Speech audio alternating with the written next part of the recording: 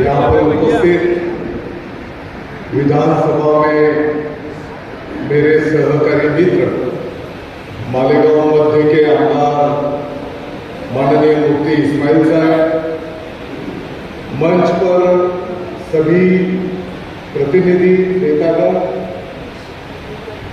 उतने ही जिम्मेदार सभी मालेगांव वासी, पत्रकार मित्र, उपस्थित दोस्तों, मुफ्ती साहब, सबसे पहले तो मैं सभी मालेगांव वासियों का शुक्रिया अदा करता हूं। बाहर तो बड़े बड़े सत्कार होंगे, लेकिन ये घर का सत्कार है।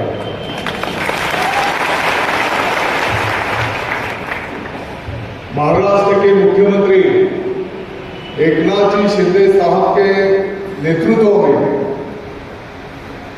जो अपने मालेगांव के ऊपर यंत्रमाग के बारे में जिम्मेदारी दी गई, मैं सभी मालेगांव वासियों को और महाराष्ट्र के तमाम यंत्रमाग से संबंधित,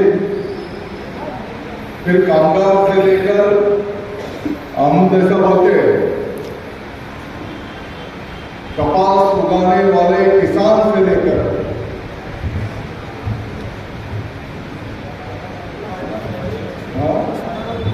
फाइबर टू फैशन, तो सभी को जो आह्वान हम सबको देना है, उनमें मजदूर से लेकर सभी के लिए प्रावधान किया जाएगा, ऐसा मैं यहाँ पर आपको ऑफिशियल मंत्रियों से बोलता हूँ। कल 10 साढ़े 10 बजे मुंबई में यंत्रमाग के जो कमेटी सरकार ने फॉर्मेशन किया है, उसकी पहली मीटिंग मुंबई में होने जा रही है। मालेगांव के जो भी प्रतिनिधि होंगे, मैं आपको आह्वान विनती करता हूं, 4 प्रतिनिधि उस मीटिंग में आए तो कोई प्रॉब्लम नहीं, आप भी अपनी बात वहां पर रख सकते हैं। तो अभी शायद 12 बजे की ट्रेन है,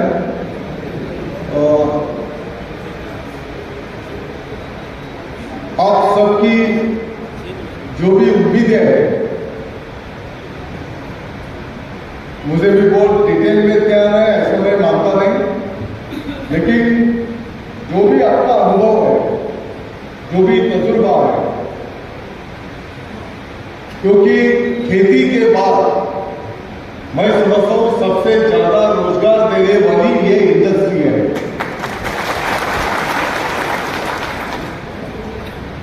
लोगों के हाथ को काम मिलता है, रोजी रोटी मिलती है, और ये इंडस्ट्री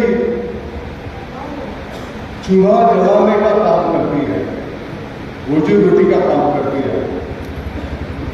तो इसको और बढ़ावा कैसे दे सकते हैं? मुख्यमंत्री महोदय ने जो भी जिम्मेदारी दी है, सरकार ने जो भी जिम्मेदारी दी है, और सरकार की तरफ से मुझे ऐसा बताया गया कि जल्द से जल्द आह्वान सरकार को देना है। तो इसके जो भी नुमाइंदे हैं, फिर अपना मालेगांव होगा, भिवंडी होगा, इचलकरंजी होगा, इससे संबंधित जितने भी लोग हैं, जितना भी उनका अनुभव है, इसके पहले भी मालेगांव के 2-4 मीटिंग अपन की है, आपसे मैंने जितना भी हो सकता है समझ लेने की कोशिश किया है। मैं आपको आश्वस्त करता हूं और मुझे विश्वास है मुख्यमंत्री महोदय जो भी आह्वान उनको दिया जाएगा, उसका पॉजिटिव विचार करके उसकी अंमलबजावनी करने का काम सरकार की तरफ से किया जाएगा। आपको बिल्कुल चिंता करने की कोई जरूरत नहीं, क्योंकि उनको मालूम है जो आह्वान दिया जाएगा वो सच्चाई के ऊपर रहेगा, और इस क्षेत्र के बढ़ावे के लिए जो जो करना है उसके हिसाब से वो आह्वान रहेगा।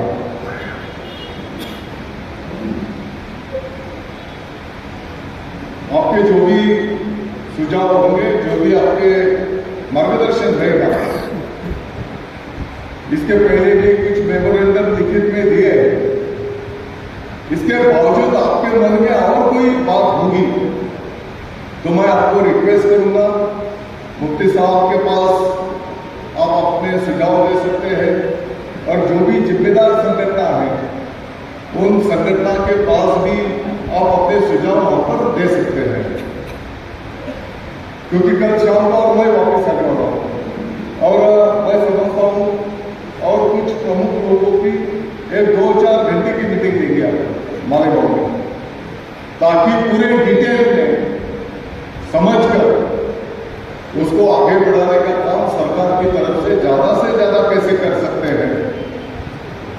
मुझे पता है बिजली के रेट के बारे में कुछ अपने सुझाव है, कुछ सरकार की जो योजनाएं रहती है, लेकिन कुछ धार्मिक कारणों की वजह से उसका ज्यादा हम इस्तेमाल नहीं कर सकते हैं।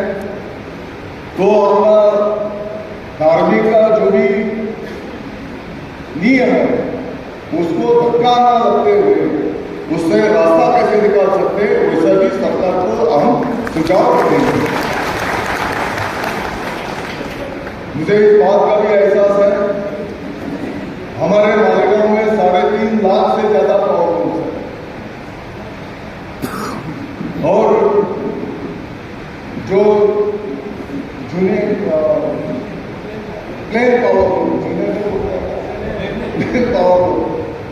तो प्लेन पावर लूम के बारे में बड़ी इंडस्ट्री अपने मालेगांव में, तो उसके बारे में भी हमको बड़े पैमाने पे सोचना पड़ेगा।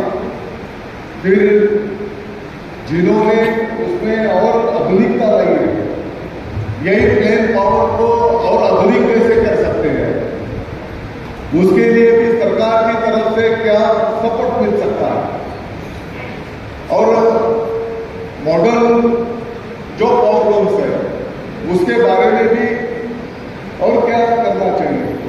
पीछे अपनी बात साइजिंग है, तो साइजिंग के लिए भी क्या कर सकते हैं, थोड़ा हिंदी समझ लो आप, एक शब्द इधर उधर हो जाएगा। मैं तो मीडिया का ये लगा रहता है, वो तो ढूंढ रहे क्या अब तक कुछ गलत कैसे बोला गया।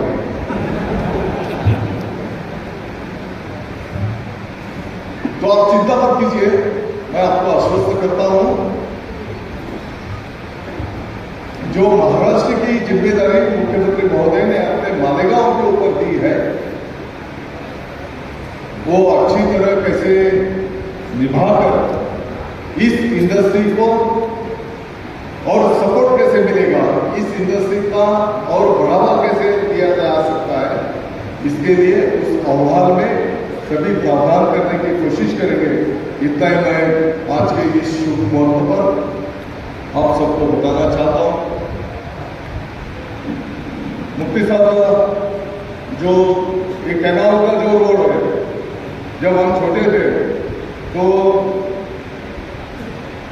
अवड़ी नाले की तरफ जो रोड जाता था, तो उसी रास्ते से खेत में डबा देने के जाने की जिम्मेदारी रहती थी। तो मैं समझता हूँ मालेगांव का सबसे बड़ा ये रोड है, 80 फीट का, 100 फीट का, 100 फीट। तो मैं समझता कैनाल का रोड वहां बनी, पहले इस कैनाल को पानी आता था मौसम नदी का, तो हाँ बड़गांव से ले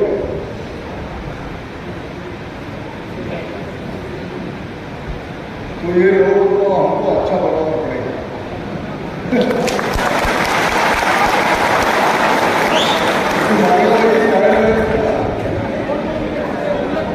हाँ, ये रोड अच्छा होगा तो एरिया भी अच्छा होगा। थोड़े 10 बाय 20 से बाहर करना पड़ेगा।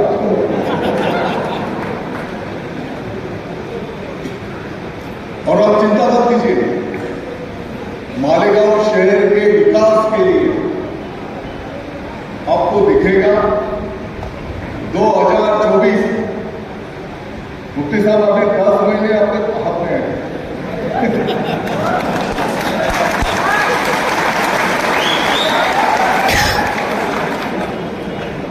मालेगांव शहर के विकास का चेहरा मोहरा बदल देंगे। अब तो चिंता करने की जरूरत नहीं।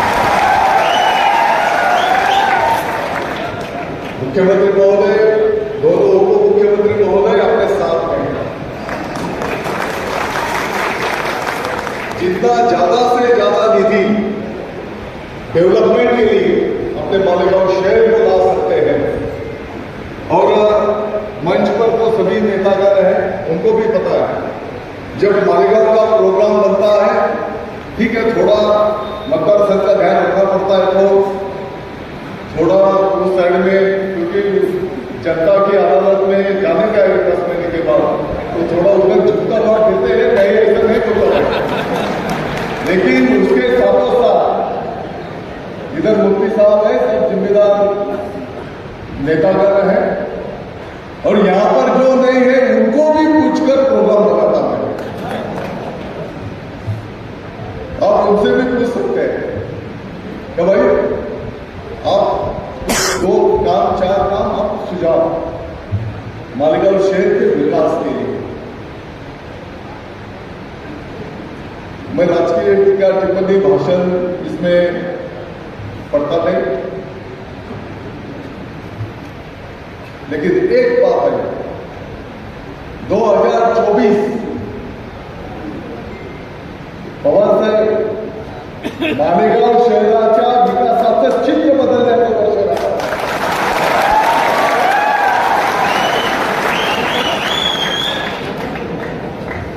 ठीक है, पॉलिटिक्स में टीका टिप्पणी चलती है, वो अपनी जगह पे है, लेकिन जो भी जिम्मेदारी भगवान ऊपर वाले के आशीर्वाद से, मालेगांव की आवाम की आशीर्वाद से अपने मालेगांव को मिली है, उसका ज्यादा से ज्यादा इस्तेमाल करते हुए मालेगांव शहर के विकास का नक्शा हम सबको मिलकर बदलने का।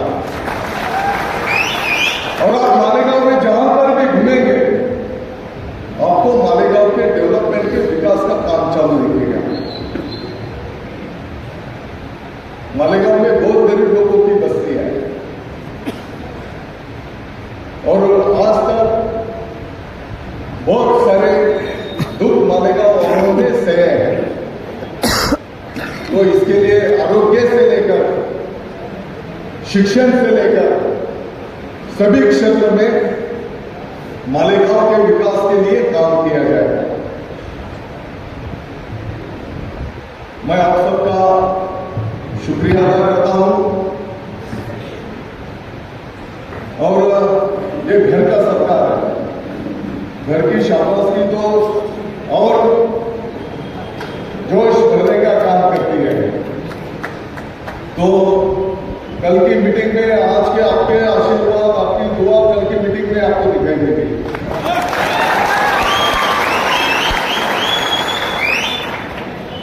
क्योंकि कुछ लोग सिर्फ हाई फाई के बारे में सोचते हैं, लेकिन मालेगांव वालों को जो गरीब से गरीब का तबके का जो है, उसके भी बारे में हम सबको मिलकर सोचना पड़ेगा।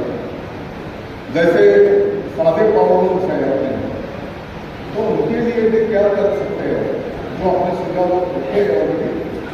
तो हमारे मेडिकल अध्यक्ष महोदय भी है इधर, तो इसके बारे में एक अच्छी रिपोर्ट तैयार कर सरकार को सौंपी जाएगी, और सरकार के माध्यम से मैं समझता हूं अभी तो फरवरी के बाद लोकसभा के चुनाव का आचार संहिता लगेगा, फिर बाद में 2-4 महीने के बाद और विधानसभा की आचार संहिता लगेगी। तो उसके पहले जल्द से जल्द ये रिपोर्ट सौंप कर उसकी अमलबजावनी कैसे हो सकती है, इसके लिए हम सबको मिलकर काम करना पड़ेगा। तो मैं आप सबका यहाँ पर आभार व्यक्त करता हूं, और आपने जो विश्वास रखा है वो विश्वास सार्थ करने की कोशिश करेंगे। जय हिंद, जय महाराष्ट्र। नहमदुहु व नसल्ली अला रसूलिल करीम, अम्मा बाद।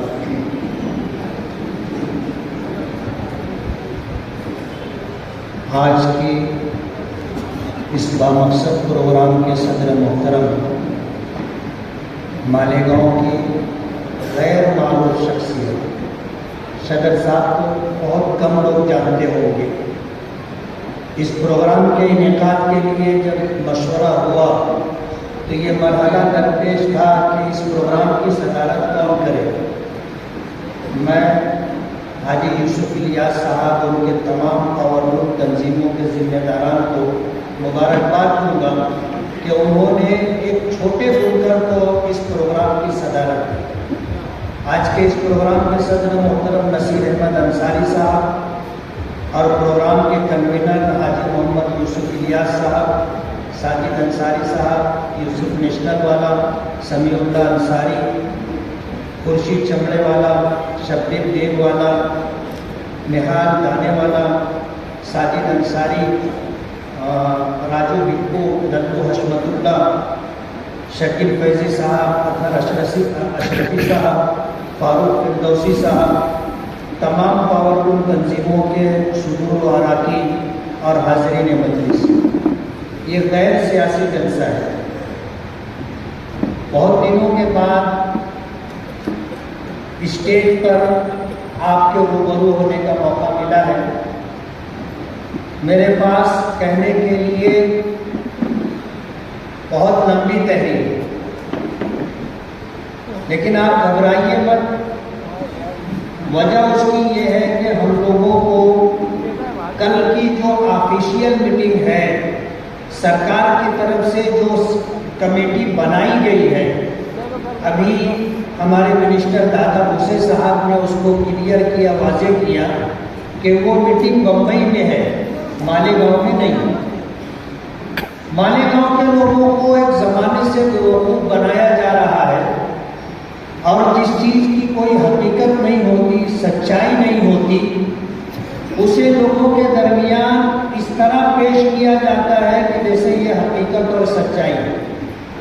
ऑफिशियल मीटिंग का कोई प्रोग्राम मालेगांव में नहीं, लेकिन मालेगांव की आवाम को बेवकूफ़ बनाने के लिए इस तरह का प्रोपेगेंडा किया गया कि 3 जनवरी को रेस्ट हाउस में पावरलूम स्टडी ग्रुप के समिति के जिम्मेदारान आएंगे और उनके सामने बात रखी जाएगी।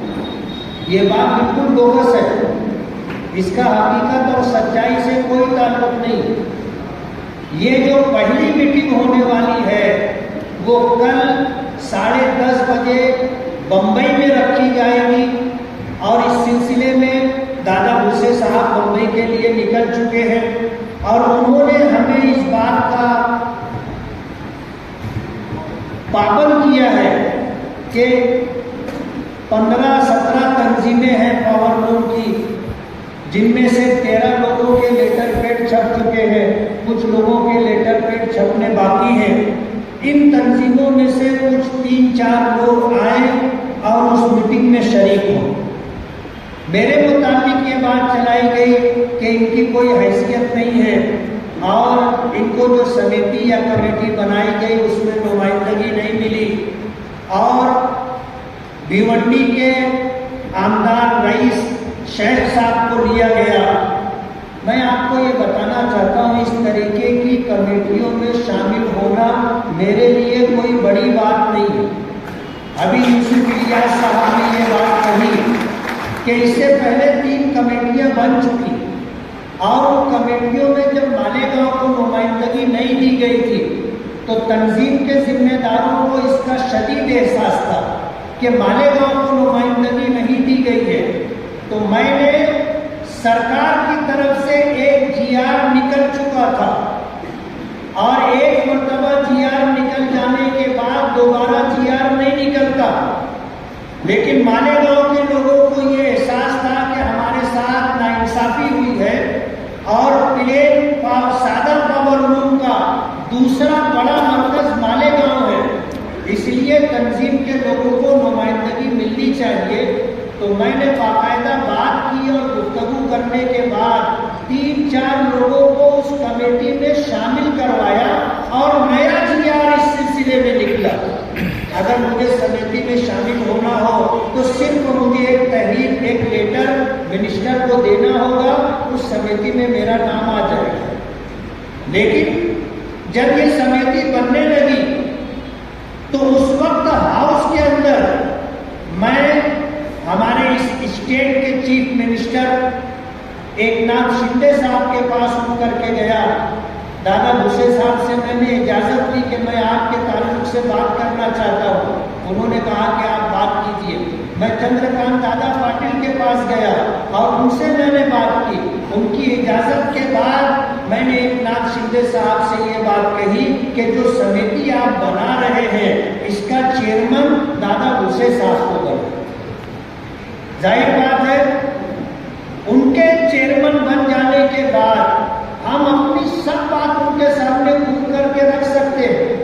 और जिस तरह अपने जज्बात का उन्होंने इजहार किया कि बाहर के लोग तो मेरा इस्तेकबाल करते हैं, वो इस्तेकबाल कोई बड़ा माना नहीं रखता, लेकिन अगर घर के लोग इस्तेकबाल कर रहे हैं तो ये मेरे लिए बड़ी बात है।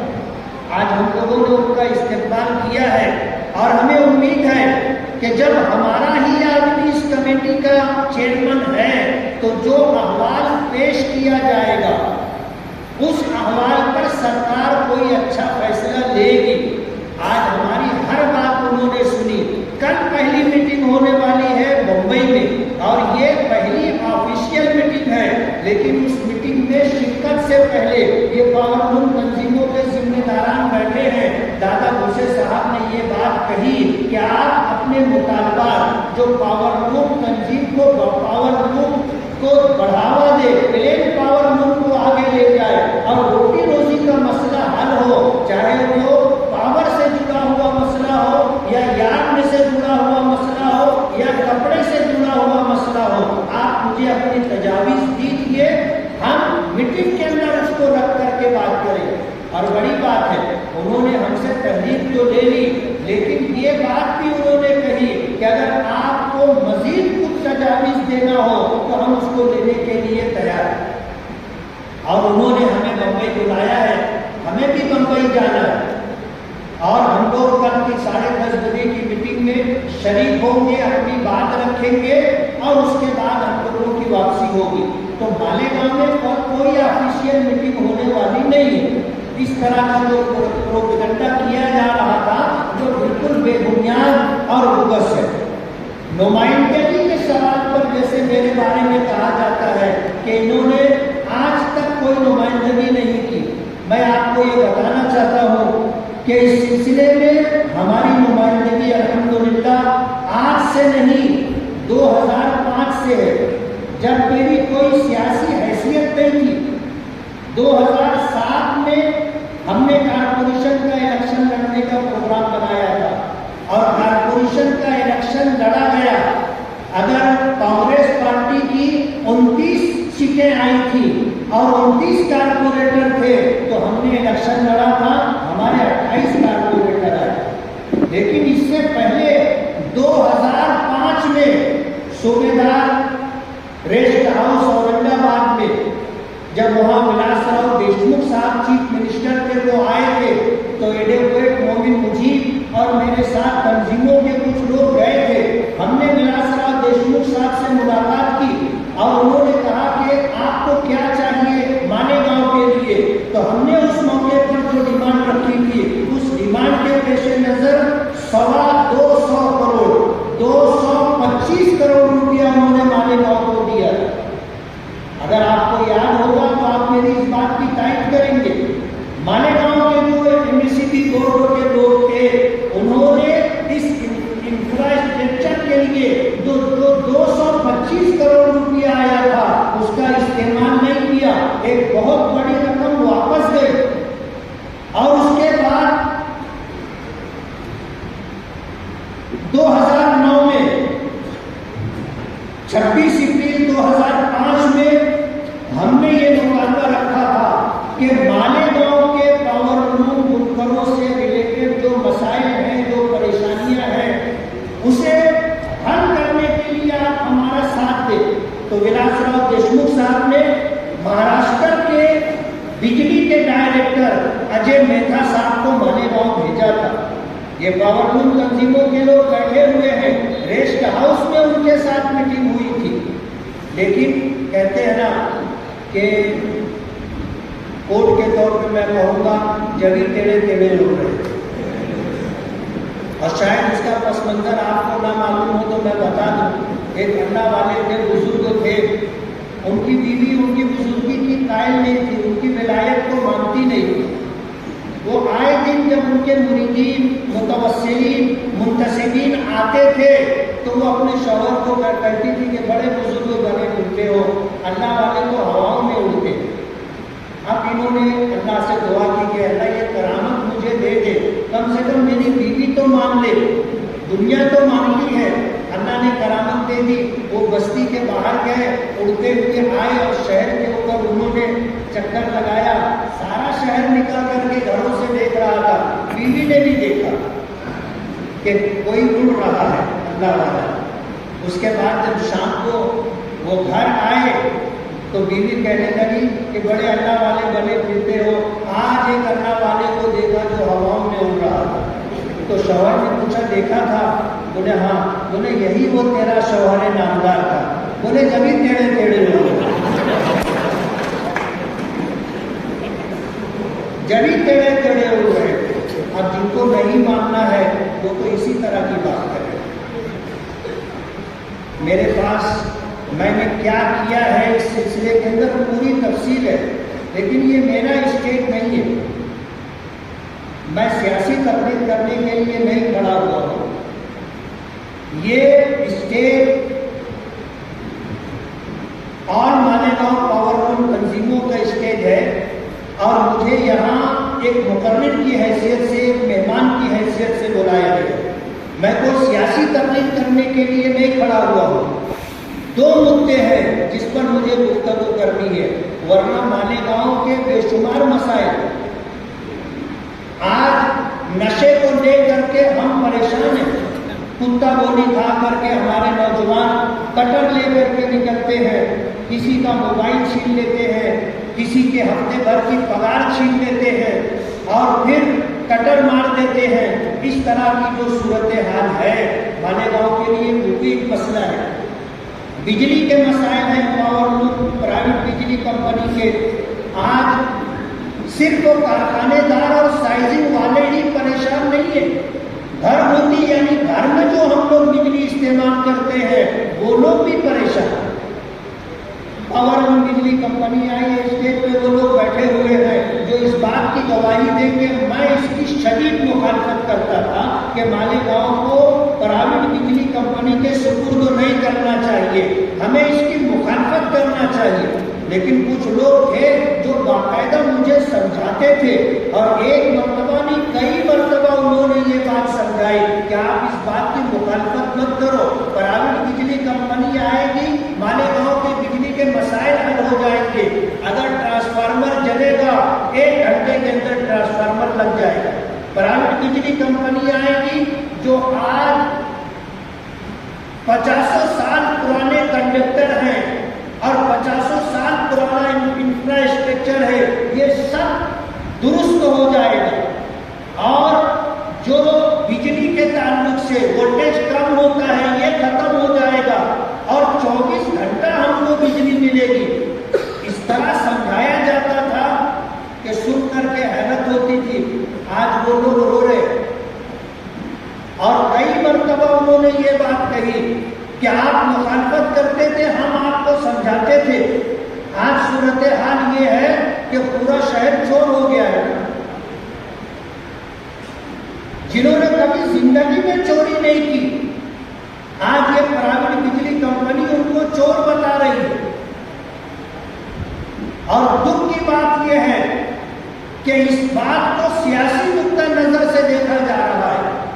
एक सियासी पार्टी ने जिसके टाइम पर ये प्राइवेट बिजली कंपनी का एग्रीमेंट हुआ, उन्होंने अपने आदमियों को वहां पर मुलाजिम रखवा दिया और उनके लोग चुन चुन करके दूसरी सियासी पार्टी के मानने वाले लोगों को टारगेट कर रहे हैं। उनके कारखानों पर मेरा स्टेज होता तो मैं नाम लेकर के बोलता कि कौन लोग ये हरकत कर रहे हैं, लेकिन समझदार के लिए इशारा काफी होता है। बाकायदा सियासी मुखालिफिन को टारगेट करके उनके कारखानों पर रेड गिराई जा रही है। मैं प्राइवेट बिजली कंपनी के जिम्मेदारों को इस स्टेज से ये कहना चाहता हूँ और बहुत सफाई के साथ कहना चाहता हूँ कि बिजली चोरों के खिलाफ आप कोई कार्रवाई नहीं करते। प्लास्टिक कारखाने चल रहे हैं जो 100 हार्स पावर की जो है मशीनें लगाते हैं और डायरेक्ट बिजली इस्तेमाल करते हैं। आप कभी वहां रेट डालने के लिए नहीं जाते, आपको हफ्ता मिलता है और हफ्ता पहुंचाने वाले जो लोग हैं इस स्टेज पर जो लोग मौजूद हैं उन्होंने मुझे इस बात का इत्मीनान दिलाया है कि आप कहिए, सबूत हम आपको फराहम करेंगे। हमारे कारखाने के आसपास प्लास्टिक के कारखाने चलते हैं, 100 हार्स पावर से ज्यादा इस्तेमाल बिजली का होता है। एक सियासी पार्टी के लोगों को 10,000 रुपया 5,000 रुपया उनको दे दिया जाता है, कुछ पैसा प्राइवेट बिजली कंपनी के अफसरान को पहुंचा दिया जाता है। आज वो साहूकार है। आज कारखानेदार जो ईमानदारी के साथ बिजली बिल भरता है, यूसुफ सेठ नेशनल वाला ने ये बात कही कि पूरे महाराष्ट्र के अंदर सबसे ज्यादा बिजली बिल भरने में मालेगांव आगे रहा, 1 नंबर पर रहा। मालेगांव के लोग लाइन लगा करके बिजली बिल भरते। आज वो सब चोर हो गए, आज वो सब चोर हो गए। प्राइवेट बिजली का 2 मुद्दों पर मुझे बात कहनी थी, वरना मसाइल तो बहुत ज्यादा है कारपोरेशन के भी और इसी तरह जो है पुलिस डिपार्टमेंट के भी। आज पुलिस डिपार्टमेंट के लोग अगर यहाँ हो तो मेरी ये बात नोट कर ले कि इस शहर को नशा मुक्त करने के लिए बहुत सारे लोगों ने कोशिश की।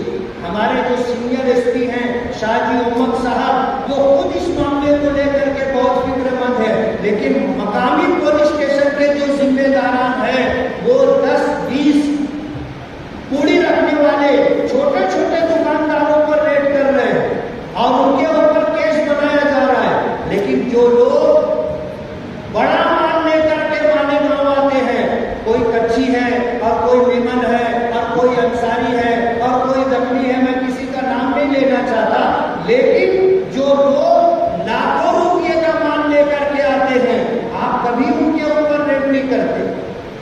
एक किराने की दुकान पर अगर 10-20 पूड़ी मिल गई तो आप केस बना दे रहे हैं।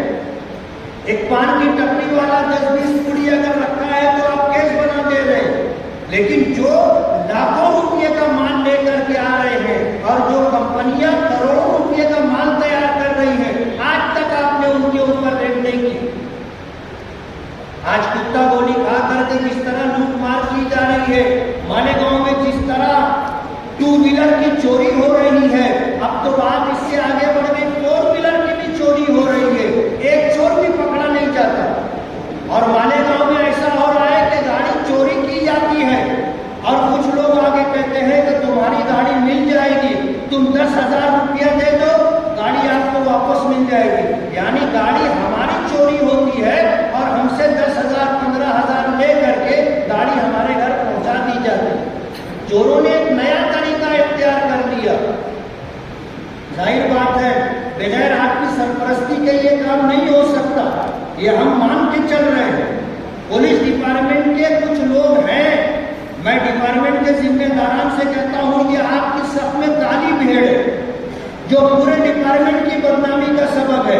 2 व्हीलर चोरी होती है, आप 10,000 रुपया तो गाड़ी मिल जाएगी, नहीं दोगे गाड़ी चिल्लर हो जाएगी।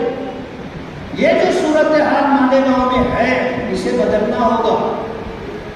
आज हम सरकार से मुराद लेने के लिए और प्राइवेट बिजली कंपनी के खिलाफ आवाज बुलंद करने के लिए यहाँ जमा हुए। प्राइवेट बिजली कंपनी, पहले मैं मानता था कि ये मुसीबत है, आज तो सभी समझ रहे हैं कि ये बहुत बड़ी मुसीबत है। और मैं ये प्राइवेट बिजली कंपनी को बहुत साफ सफाई के साथ ये कहना चाहता हूं कि हम कानूनी तौर पर तुम्हारे पीछे लगने वाले, जो एग्रीमेंट इन्होंने किया है इन्होंने उसको फॉलो नहीं किया। अभी आपने सुना कि 20 करोड़ रुपया सालाना इंफ्रास्ट्रक्चर दुरुस्त करने के लिए इनको खर्च करना था, इन्होंने खर्च नहीं किया। सरकार 20 करोड़ रुपया सालाना खर्च करेगी, वो भी खर्च नहीं हो रहा है। एग्रीमेंट था कि ट्रांसफार्मर बड़े लगाए जाएंगे और कभी ऐसा नहीं होगा कि ट्रांसफार्मर ओवरलोड हो। आज तो ऐसा है कि हमें नया कनेक्शन नहीं मिल रहा है।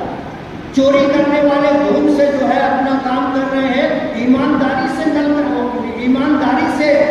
नया कनेक्शन लेने वालों को मीटर नहीं दिया जा रहा है। कहा जाता है कि ये ट्रांसफार्मर ओवरलोड है। अरे ओवरलोड है, उसको अंडरलोड करना आपकी जिम्मेदारी है। अगर आपको नया कनेक्शन चाहिए तो सरकार का कानून ये है कि जहां सारी सूरत हाल ठीक हो 10 दिन में नया कनेक्शन मिलना चाहिए, 15 दिन में कनेक्शन मिलना चाहिए, सब स्टेशन ना हो 45 दिन में नया कनेक्शन मिलना चाहिए। आज लोगों ने लाखों रुपया खर्चा किया और लाखों करोड़ों करोड़ का शेड बना करके, लूम लगा करके आज लोग साल भर से इंतजार कर रहे हैं नया कनेक्शन मिल जाए। आप नया कनेक्शन नहीं दे रहे हो। तो मैं ये बताना चाहता हूँ, आज इस स्टेज से इन लोगों की आवाज है। हम लोग प्राइवेट बिजली कंपनी के खिलाफ कानूनी तौर पर और इसी तरह जमीन से जुड़ करके इनके खिलाफ तहरीक चलाना चाहते हैं। और जाहिर बात है, चोर हम नहीं है, जो चोर है वो अपने आप को समझ रहा है कि कौन चोर है। इसलिए अगर हम सही तरीके से कानूनी तरीके पर अगर लड़ाई लड़ेंगे, और जैसा अभी आपने सुना कि गांव के सामने राव की नहीं चलती, अगर गांव खड़ा हो जाएगा प्राइवेट बिजली कंपनी को भागना पड़ेगा। ये मालेगांव एक तारीखी और ऐतिहासिक शहर है कि मालेगांव के लोगों ने जब पूरे हिंदुस्तान पर अंग्रेजों की हुकूमत थी तो मालेगांव से अंग्रेजों को भगा दिया था और मालेगांव में 3 दिन आजाद हिंदू हुकूमत कायम की थी। तो मालेगांव अपने अंदर एक तारीख रखता है और हम लोग इस सिलसिले में बहुत कुछ कर सकते हैं। मैं अपनी तहरीक शुरू करने से पहले ये बता देना चाहता हूं कि प्राइवेट बिजली कंपनी के जिम्मेदारान सुन ले, इस बात को नोट कर ले कि हम पर जो चोरी के इल्जाम लगाए जा रहे हैं, इसी तरह जो है बड़े चोरों को छोड़ करके छोटे लोगों को जिस तरह परेशान किया जा रहा है, कारखानेदारों की अगर 1 महीने की 2 महीने की अगर बिजली बिल बाकी है, कनेक्शन कट कर दिया जा रहा है, ये जुल्म बर्दाश्त हम नहीं करेंगे। आज के बाद अगर किसी के साथ कोई तकलीफ दी जाती है, कोई मामला होता है, हम आ करके खड़े होकर के उस मसले को हल करवाएंगे और तुम्हें हल करके देना होगा। हम आपको कोई मोहलत नहीं देना चाहते कि आप 3 महीने के अंदर ठीक करो, नहीं तो हम ऐसा करेंगे, हम वैसा करेंगे। कल से हम अपनी तहरीक का आगाज कर रहे हैं। मालेगांव में किसी को अगर प्राइवेट बिजली कंपनी की तरफ से कोई तकलीफ है, आप हमसे मिलिए, इंशाअल्लाह आपका मसला हम हल करवा करके देंगे। जाहिर बात है, हम गुनहगार नहीं है, गुनहगार प्राइवेट बिजली कंपनी के लोग हैं। उन्होंने अपनी जिम्मेदारी पूरी नहीं की है। जब उनके साथ बैठकर कानूनी निकात को सामने रखकर बात की जाएगी तो उन्हें क्या, उनके बाप को भी बात माननी पड़ेगी। इसलिए हम यहाँ से तहरीक का आगाज कर रहे हैं। आपको अगर कोई तकलीफ है, आप आइए, आकर के मिलिए, हम आपका मसला इंशाअल्लाह हल करने की कोशिश करेंगे। मैं पावर लूम तंजीमों के तमाम जिम्मेदारान को मुबारकबाद दूंगा कि आपने एकजुट होकर के आज इस बात की कोशिश की है और आगाज किया है कि हमारे मुतालबात हल हों। हमारा मसला एक सरकार से जुड़ा हुआ है, एक प्राइवेट बिजली कंपनी से, और इंशाअल्लाह दोनों मरहलों पर हम आपकी रहनुमाई करेंगे और इंशाअल्लाह हमारी कोशिश होगी कि हम सरकार से भी प्लेन सादा पावर लूम के लिए मुराद हासिल करें और उसी के साथ प्राइवेट बिजली कंपनी से भी नजात हासिल करें। इस बात की हम लोग कोशिश करेंगे। आपका बहुत बहुत शुक्रिया। जय हिंद, जय भारत। बहुत शुक्रिया गाने वाला। तमाम कराम को और जो सरदर्दा तंजीमें हैं, मेमन जमात है, सलमान भाई, ऐसे सभी लोगों को हमने दावतनामा दिया था। हमारा मकसद ये है कि इत्तेफाक से दादा हुसैन साहब को चेयरमैन बना दिया गया। इससे पहले 3 दफे कमेटी बनाई गई। शब्बीर डे वाला हमने यूट्यूब पे ये बोला कि मालेगांव शहर का क्या कोई ऐसा आदमी नहीं है, ऐसी तंजीम नहीं है जो आप इच्चाकरंजी से 10-10 लोगों की तंजीमों को दे दिए हैं। तो उसके बाद मुफ्ती साहब ने हमारे 4 लोगों की कमेटी में नाम डलवाया था। हमारे साथ मुजीब वकील है, वो बहुत कायदे पंडित है। उन्होंने कहा कि जब तक एजेंडे पे हमारा नाम नहीं आएगा हम नहीं जाएंगे। फिर मुफ्ती साहब को बोला गया कि एजेंडा दोबारा निकाला जाए, तो एजेंडा उस मीटिंग का दोबारा निकाला गया। ये ताकत हमने उस वक्त को बताई। उस ताकत को देखने के बाद ना इसके अंदर भिवंडी वालों ने कुछ बोला था, ना सोलापुर वाले ने बोला था, ना धूलिया वालों ने बोला था कि कमेटी में हमारे लोगों को क्यों नहीं लिया गया। हमने बोला, अब जब हमने ये देखा कि दादा हुसैन साहब अध्यक्ष है, चेयरमैन है, तो किसी नुमाइंदे की जरूरत पड़ेगी क्या भाई? जब हमारी बात हमारे शहर का मंत्री है तो उसके पास बात रखेंगे ना हम। दूरिये का एमएलए फारूक शाह आता है, उसे साहब बताता है, अरे जब आपका डायरेक्ट चेयरमैन से ताल्लुक है, जो बात सब लोगों की सुनने के बाद रखने वाला है, तो हम उसके पास जाएंगे ना भाई। इस शहर में इंतशार फैलाने की कोशिश की जा रही है और आपका शहर एक जागरूक शहर है। मौत लिंचिंग के वक्त का जुलूस आप सोच लो, 3 तलाक के ख्वातीन का जुलूस आप देख ले कि आप लोगों ने क्या किया था। अब हमें पॉलिसी बनवाना है। 2024 इलेक्शनों का दौर है।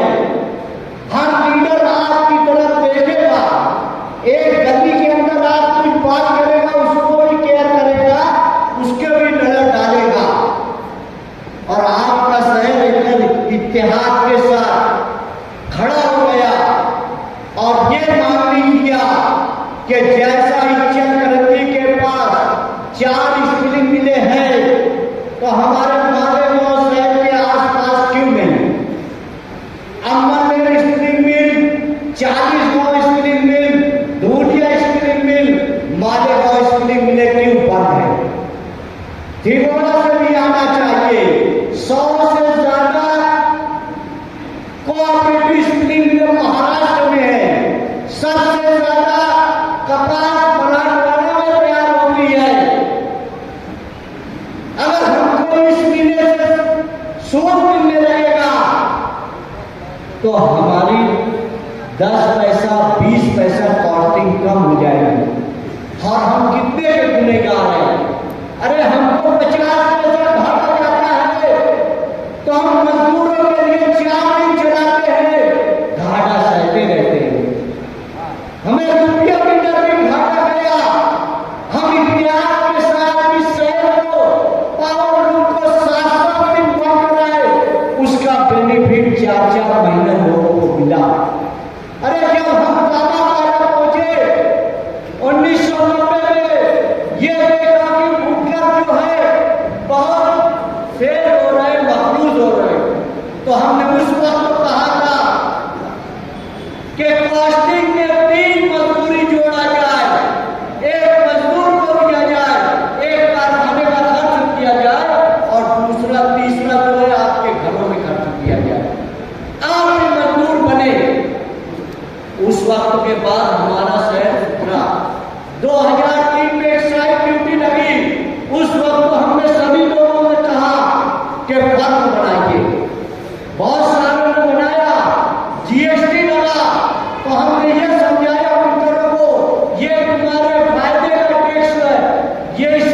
को फायदा हो सकता है, इसलिए रजिस्ट्रेशन कराए।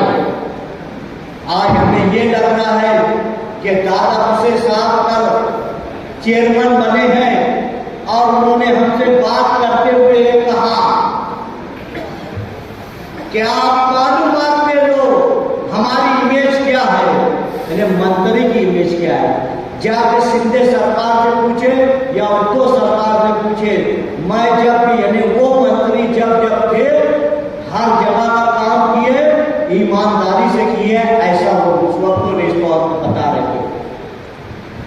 और आज यहाँ बोल कर गए हमारे घर की बात है।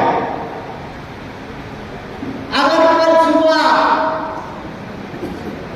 हम मीटिंग में जाएंगे और वहां बात समझेंगे, हमको ऐसा लगेगा कि बात हमारी मानी नहीं जाने वाली है या बात मनवाने के लिए कुछ ताकत बताना है, कुछ ताकत बताना है, तो आपका साथ चाहिए। अगर मुफ्ती साहब 1300 मंडल के लोग, तमाम बिरादरी के लोग, तमाम सियासी पार्टी के लोग हम इकट्ठा कर लिए और ये बोला कि कलेक्टर ऑफिस के पास बैठ जाए और ये मुतालबा करे कि जब तक हमारी बात मानी नहीं जाएगी हम उठने वाले नहीं। अगर ऐसी कुर्बानी की आपके अंदर ताकत है तो फिर हम आप इत्तेहाद के लिए तैयार रह जाएंगे। 12 नवंबर के बाद इस शहर में ऐसी दहशत पैदा की गई कि शहर नहीं बंद कराया जा सकता। बंद कराया जाएगा, उससे ज्यादा अच्छी तरीके से बंद कराया जाएगा और यहां से दिल्ली तक बात सुनी जाएगी। ऐसा बंद कराया जाएगा, एक फकीर भी भीख नहीं मांगेगा इंशाअल्लाह।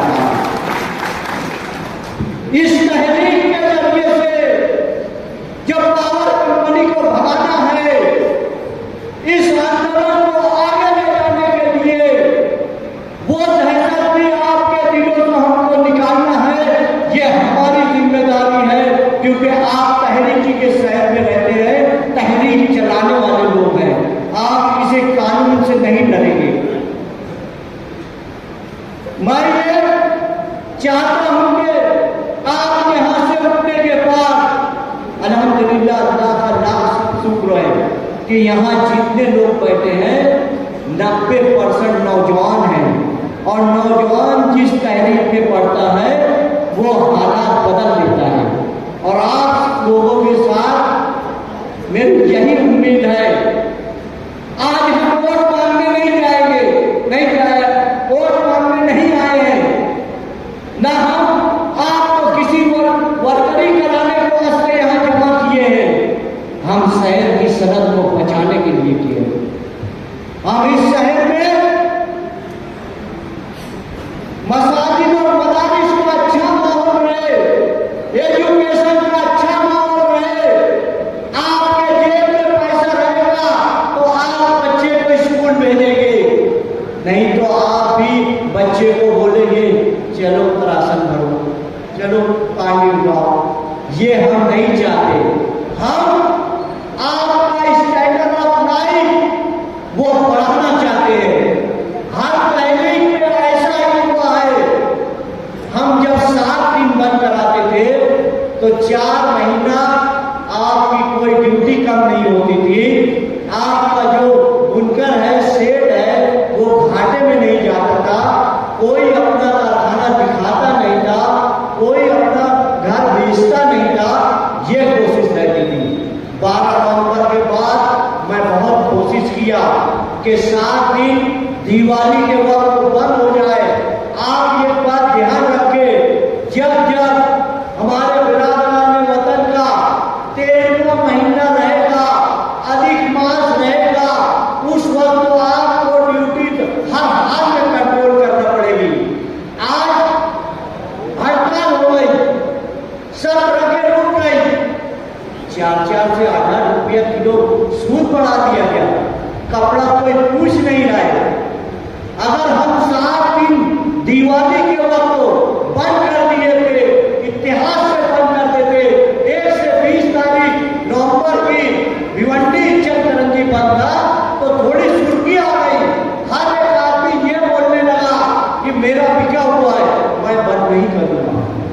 हम हर लोगों से बात करते हैं, एक छोटे बुनकर से बात करते हैं, एक बड़े ग्रुप से बात करते हैं, उसके बाद ही कोई तहरीक चलाते हैं। ये 13 तंजीम पावर कंपनी का जुल्म लड़ के थक गई है। हमारा एक साथी बहुत कानूनी तरीके से लड़ता था तो उसको 45 लाख की उसको बिल दे दिए, वो कई केस लड़ रहा है। हमारी ये कोशिश रहेगी। मैं वकील लोगों को भी दावा दिया था। यहाँ नायब सदर नवीन वकील बैठे हैं, सोहेल डायरेक्टर बोले कि मैं नासिक से 2 वकील दूंगा और दूसरे हिस्सों से वकील बुलाएंगे। हम एक पैनल बनाएंगे जो पावर कंपनी से एकदम कानूनी तरीके से जो लूट मार मच रहे हैं। 45 लाख रुपया क्या 4 दिन का बिल रहेगा क्या भाई? हमारे गरीब आदमी आया, बोले मेरी बिल 500 आती थी, 2700 बिल थी, मैं कहां से भरूं? ऐसा बोला।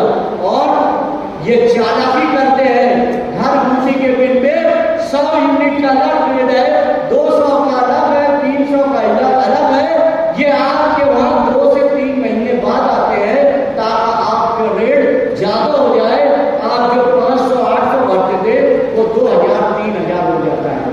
हमें रीडर के ऊपर हर महीने नहीं आया और खड़े कर देखने का कि MRI बराबर दे रहा है कि नहीं दे रहा है। 24 रूम है, 18 HP है, ND सूट लगना ही नहीं चाहिए, उसको ND सूट दे रहे हैं। कौन MRI दे रहा है? क्या कर रहा है?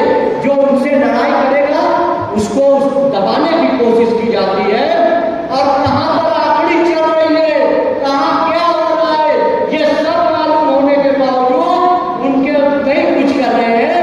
सिर्फ पावर रूम बुनकर के साथ, पावर रूम मजदूर के साथ ये लोग नाइंसाफी कर रहे हैं। इनको ईट से ईट हमको बजाना है। इतना ही है कि अपनी बात खत्म कर टाइम वेस्ट हो गया। शहर के आमदार मुफ्ती मोहम्मद इस्माइल कासमी साहब ने ईमा में मीटिंग बुलाई गई और मालेगांव पावर का जिला एसोसिएशन की जानिब से आज ये मीटिंग फैसला कौन मीटिंग है आपकी राय लेने के बाद कि कलकत्ता पावर बिल बिजली कंपनी जो मालेगांव शहर में है, मैं उसी के ताल्लुक से बोलूंगा कि वो सारी बातें आ गई। मालेगांव में आज जो है कलकत्ता पावर बिजली कंपनी का जो जालिमाना रवैया चल रहा है उसको रोकना पड़ेगा और उसको रोकने के लिए सभी लोगों की जरूरत पड़ेगी। तमाम सियासी पार्टियां जा करके वहां पर धरना आंदोलन कर चुकी है, लेकिन उसके असरात कुछ नजर नहीं आए।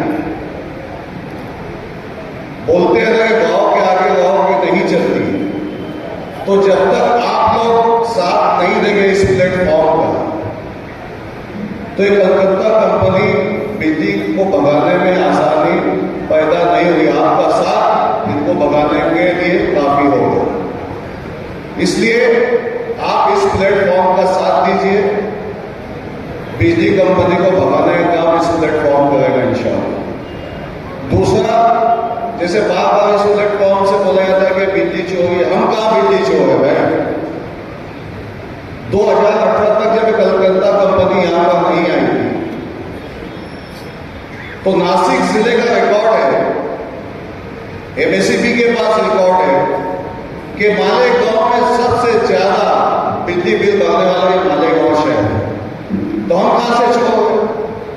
अरे चोर एक कंपनी है जो ये वहां AC में बैठ के बोलते कि आपने इतना मीटर रीडिंग यूज किया, आपने इतना मीटर रीडिंग यूज किया, तो क्या तुम्हारे बाप का फायदा चला? कैसे देगा यार वहां पर कि हम इतना यूज किए? जिसके मीटर बंद है वो भी मीटर रीडिंग देता है। अबे चोर तो तुम है। आज साइना के अंदर कुछ कारोबार चल रहा है, मैं नाम नहीं लूंगा, वहां पर बिजली कैसे दी जा रही है वो चोरी नहीं दिखती आपको। यहां पर पावर लूम के शेड बन करके तैयार है, यहां पर घरों में बिजली के मीटर्स लगाना है, यहाँ पर दुकानों पे बिजली के मीटर्स लगाना है। यहाँ पर बिजली मीटर्स आप लगा नहीं रहे और जहां पर आपको नहीं देना है 40 गांव साइना के ऊपर, वहां पे आप दे रहे हो तो चोरी तो आप खुद कर रहे हो। और आपने ऐसे क्रिमिनल्स लोगों को लगा के रखा है कि जो बिजली चोरी करे और उसके पीछे बिजली की वसूली भी करे। जरा साफ को दो। और मुफ्ती मोहम्मद इस्माइल कासमी साहब से मैं रिक्वेस्ट करूंगा कि जो बिजली कंपनी, जो कोलकाता कंपनी जो टाइप हुआ एग्रीमेंट, जैसा कि साजिद अंसारी साहब की सब बातें बताई, 20 करोड़ रुपया सालाना खर्च करना था, ईदी आमिर ने एमडी शूटआउट का मसला बताया, तो ये सब जो है मीटर लगाना, 15 दिनों मीटर लगाना, ये सब उसके एग्रीमेंट है। तो हम इनको जो एग्रीमेंट्स की ये कोलकाता पूरी नहीं कर रहे हमारे शहर में, तो मालेगांव में एग्रीमेंट कोलकाता नहीं करे, इसकी वजह से इनको यहाँ से हटाना करना चाहिए। इसी बात पर हमें भारत को कहना चाहिए, अगर ये लोग हमारे पास बैलेंस करते हैं तो इनके मीटर निकाल करके हम उसकी होली देना चाहिए और डायरेक्ट कनेक्शन करना चाहिए। इस स्टेशन में बात बताओ क्या होगा। मैं दोस्त, हमने सरकार के सामने जो डिमांड रखी थी, जो अपने मुतालबात रखे थे, इसके मिनिस्टर चंद्रकांत दादा पाटिल साहब ने एक कमेटी तश्कील दी है पावर लूम स्टडी ग्रुप के नाम से, और उसका सदर बनाया है हमारे मालेगांव वाकर के अंदर नासिक जिले के पालक मंत्री और मौजूदा सरकार के कैबिनेट मिनिस्टर हमारे दादा भूसे साहब। आज इस वक्त हम उनका इस्तेमाल करने जा रहे हैं और दरमियान में हमने ये सरकार का प्रोग्राम इसलिए रखा कि कल official meeting power loom study group की बॉम्बे में है और 11 बजे का टाइम है। हमारे दादा भूसे साहब जो है ट्रेन से सफ़र करने वाले हैं और जाहिर बात है कि ट्रेन का सफ़र अपनी मर्जी का नहीं होता, जो टाइम ट्रेन का है उस टाइम पर पहुंचना है, वरना ट्रेन छूट जाएगी। तो दादा भूसे साहब को सफर भी करना है, हमारा ये प्रोग्राम चलता रहेगा। मैं एक बात कहना चाहूँगा कि मालेगांव क्या है, मालेगांव का रोजगार क्या है और इस रोजगार से मालेगांव की तमाम तर विकास और तरक्की जुड़ी हुई है। नसीब से हमारे दादा भूसे साहब चेयरमैन है जिनसे हम अपने दिल की हर बात कह सकते हैं। हमारा इतना करीबी ताल्लुक है। पिछले दिनों कुछ पावर लूम तंजीमों के जिम्मेदारान ने रेस्ट हाउस में जाकर उनका सत्कार किया था, लेकिन हम पब्लिक लेवल पर आम लोगों के दरमियान उनका सत्कार करना चाहते हैं। तमाम बातें सुनने के बाद हमारे मिनिस्टर साहब ने हमसे ये बात कही कि जो अपनी डिमांड है आप हमें राइटिंग में दो। हम राइटिंग में वो डिमांड दे चुके हैं और उसी डिमांड को सामने रख करके बम्बई में जो ऑफिशियल मीटिंग होगी उसमें गुफ्तगू होगी और मौजूदा सरकार प्लेन पावर लूम के लिए क्या हमारे लिए सहूलत मुहैया कर सकती है, सरकार उस पर फैसला लेगी। तो हमारा ये प्रोग्राम चलेगा, लेकिन दरमियान में मजबूरी ये है कि दादा भूसे साहब ज्यादा देर नहीं रुक सकते, ट्रेन से सफर करना है, मनमाड़ जाना है, इसलिए हम उनका इस्तेमाल करेंगे और इस्तेमाल के बाद दादा अपनी मर्जी से जो कहना चाहे वो कह करके जाना चाहे, हम सब की तरफ से इजाजत हो।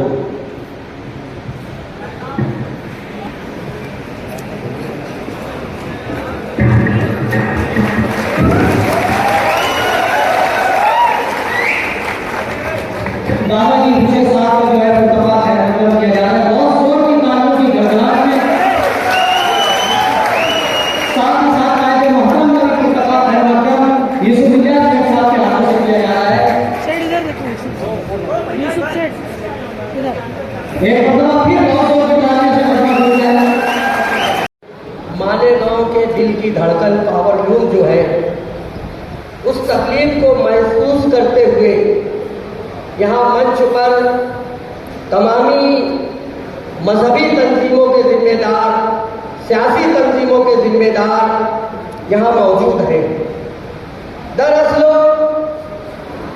पावर लूम ऐसी चीज है कि मालेगांव में अगर पावर लूम चलता है तो सभी का चक्कर चलता है। आज का ये गैर सियासी प्रोग्राम है, इसको सियासी रंग देने की जरूरत नहीं है। मालेगांव पावर लूम के जो जिम्मेदार हैं, जिनकी साइजिंग है, जिनके लूम है, वो अपनी तफसीली बात रखेंगे। मैं तो चाय वाला हूं, मैं अगर होटल की बात होती तो मैं बहुत तफसील से रख सकता था। सिर्फ मैं आवाम को ये पैगाम देना चाहूंगा कि आज जरूरत है कि हमें इत्तेहाद बताना है, क्योंकि आज पेट का मामला है, और जब पेट का मामला होता है तो फिर इंसान पागल हो जाता है और हर वो हरकत करता है, फिर वो ये नहीं डरता कि मुझे जेल होगी या मुझको गोली खाना पड़ेगी। आज मालेगांव में कुछ लोग नदी के इस पार और नदी के उस पार की बात करते हैं। मैं उनको पैगाम देना चाहूंगा कि ये मालेगांव है, यहाँ का हिंदू और मुसलमान जब मुत्तहिद हुआ तो खुदा की कसम पूरे हिंदुस्तान से सबसे पहले अंग्रेजों को यहाँ से भागना पड़ा। अगर आज मालेगांव का हिंदू और मुसलमान इत्तेहाद करता है तो ये कलकत्ता कंपनी को 2 मिनट तो नहीं लगेगा भागने के लिए। आज सियासत मत करो, आज हम गरीबों के पेट का सवाल है। सेठ तो कैसे भी पेट भर लेगा, लेकिन पावर का मसला झुमरपट्टी वाले का है, पावर का मसला पान दुकान वाले का है, पावर का मसला टेलर का है, हर किसी का है। और ये कलकत्ता की गुंडे मालेगांव में आके गुंडागर्दी कर रहे हैं। हम इन गुंडों की गुंडागर्दी चलने नहीं देंगे। इसके लिए जरूरी है कि हम मुत्तहिद हो जाए। इंशाअल्लाह ताला मैं पावर लूम और आज के जलसे का प्रोग्राम करने वालों को से गुजारिश करूंगा, हाजी यूसुफ इलियास है, सबकी डेग वाले हैं, कि अगर हम शहर की तामीर और तरक्की करना चाहते हैं तो इस वक्त महाराष्ट्र में जिनकी हुकूमत है उसकी एक आंख का नाम दादा भुट्टे है और दूसरी आंख का नाम मुफ्ती इस्माइल है। हमें दोनों को लेकर चलना पड़ेगा, जभी हमारा काम आगे चलेगा। अस्सलाम वालेकुम।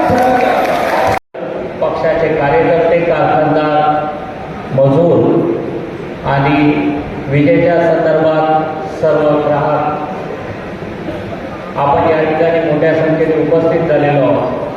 मालेगाव शहराचा जो सर्वात महत्त्वाचा विषय आहे, त्या विषयावर आज एकत्र येणं हे अतिशय गरजेचं होतं। मी खास करून मराठीत बोलत आहे, याचं कारण असं आहे की महाराष्ट्र शासनाला आपली भाषा समजली पाहिजे, आपली मागणी समजली पाहिजे। आणि या ठिकाणी मोठ्या प्रमाणावर माझ्या माहितीप्रमाणे महाराष्ट्र शासनाचे प्रतिनिधी म्हणजे पोलीस खात्याचे काही लोक या ठिकाणी रिपोर्ट घेण्यासाठी आले, जेणेकरून त्यांना हा विषय समजला पाहिजे। मालेगाव शहर हे पॉवर लूमवर आधारित शहर आहे। इथला रोजीरोटीचा प्रश्न पॉवर लूमशी निगडीत आहे आणि ह्या पॉवर लूमला सगळ्यात महत्त्वाची जी गरज आहे ते म्हणजे वीज, आणि या विजेच्या समस्येसाठी आज या ठिकाणी आपण एकत्र आलो आहोत। दुसरं कारण म्हणजे महाराष्ट्र शासनाने पॉवर लूम व्यावसायिकांच्या विविध समस्या सोडवण्यासाठी शासनाने निर्माण केलेल्या कमिटीचे अध्यक्ष या ठिकाणी येणार आहे आणि त्यांच्यापुढे मालेगाव शहरातल्या आणि पॉवर लूम धारकांच्या विविध समस्या मांडण्यासाठी आपण या ठिकाणी उपस्थित झालेलो आहोत। मालेगाव शहराला सर्वात मोठी समस्या जर गेल्या 3 वर्षापासून भेडसावत असेल तर ती म्हणजे कोलकाता पॉवर कंपनीच्या अंतर्गत येणारी मालेगाव पॉवर सप्लाय लिमिटेड म्हणजे MPCL, आणि या MPCLच्या माध्यमातून मोठ्या प्रमाणावर ग्राहकांची गळचेपी केली जाते, रक्त शोषण केलं जात आहे आणि ते थांबवण्यासाठी आज आपण या ठिकाणी एकत्र आलेलो आहोत। मालेगाव शहर हे जर पॉवर सप्लायच्या बाबतीत कुठेतरी मालेगाव शहरातून रेशो कमी मिळतोय, उत्पन्न कमी मिळतंय असं जर कंपनीचं म्हणणं असेल तर कंपनीने सर्वात पहिले 70 वर्षापूर्वी निर्माण झालेलं इन्फ्रास्ट्रक्चर म्हणजे जुन्या वाहिनी, पोल्स वगैरे डीपी यांच्यामुळे होणारी वीज गळती थांबवावी. दरवर्षी 20 करोड रुपये यांनी इन्फ्रास्ट्रक्चर खर्चावर लावण्याचं कबूल केलं होतं. ते आजपर्यंत यांनी खर्च केला नाही. त्यामुळे मालेगाव शहरात मोठ्या प्रमाणावर वीज गळती होते आहे याची जाणीव MPCLने ठेवून कामकाज केलं पाहिजे होतं. मालेगाव शहराच्या विविध भागांमध्ये पवारवाडी असेल, द्याना दरेगावचा भाग असेल, मालदा वगैरेचा भाग असेल, चंदनपुरी गेटचा भाग असेल, कॅम्प असेल, समेश्वर असेल, अशा विविध ठिकाणी पूर्वी ज्याप्रमाणे वीज वितरण कंपनीचे कार्यालय होते त्याप्रमाणे विभागीय कार्यालयांची निर्मिती करणं अत्यंत आवश्यक होतं. त्या ठिकाणावर विजेचे मीटर असतील, विजेच्या ग्राहकांच्या समस्या असतील, बिलेच्या समस्या असतील या सोडवणं शक्य होतं. परंतु तसं कोणतं इन्फ्रास्ट्रक्चर, कोणती व्यवस्था या MPCLने मालेगाव शहरात केली नहीं. मालेगांव शहर के अंदर मालेगांव सप्लाई यानी बिजली कंपनी जिस तरह से काम कर रही है, यानी हम सबको समझ के चलिए तोड़ रही है. हमारी सनत जो इस मालेगांव का नाम पूरे महाराष्ट्र में, पूरे इंडिया में फैलाती है, आज उसको तोड़ने का काम जिस तरह से मालेगांव की ये बिजली कंपनी कर रही है, ये आने वाले वक्त में हो सकता है कि हमें और परेशान करे. मैं तमाम ही लोगों से ये अपील जरूर करना चाहूँगा, आज का ये जलसा हम सब मालेगांव वालों के लिए सबसे अहम है. अभी तक के कहीं पर भी ऐसा जलसा नहीं हुआ इस मालेगांव के बिजली कंपनी के खिलाफ. आज ये इस तरह से मनमानी कर रही है जहां पर हम सारे, ये छोटा व्यापारी हो या बड़ा कारखानदार हो, सबको इससे परेशानी हो रही है.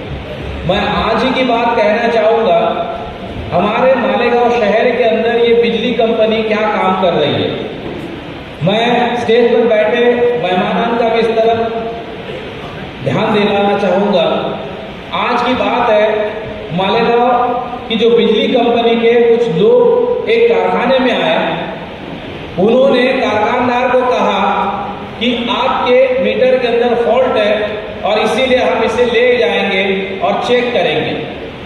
मैंने इस बारे में जब वो कारखानदार से बात की, क्या आपका मीटर कुछ उसके अंदर प्रॉब्लम है या कुछ काम किया है, तो उन्होंने कहा ऐसा कुछ नहीं हुआ.